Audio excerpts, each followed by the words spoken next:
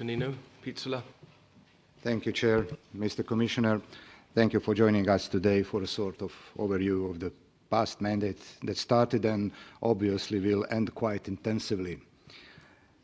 Yes, we all know the factual truth of the famous sentence that the European Union will not enlarge in this mandate, but very few could predict that some members will vote to leave. A credible enlargement perspective strategy was an attempt, and welcome it, to confirm the European future of the Western Balkans. However, as Sofia summit has shown, not everyone shares their enthusiasm.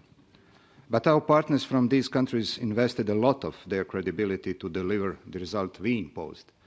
Foremost not Macedonia with the press agreement, but also Kosovo with visa liberalization agreement, unfortunately without adequate response from our side.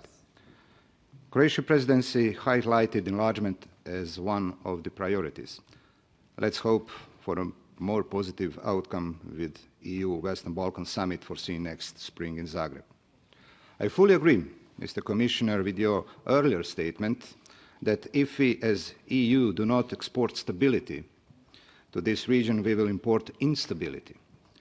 Based on your extensive experience in this role, what is your vision for the future of the EU enlargement?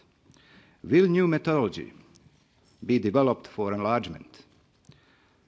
Would this new methodology, if any, apply also to candidate countries already negotiating, as Serbia and Montenegro?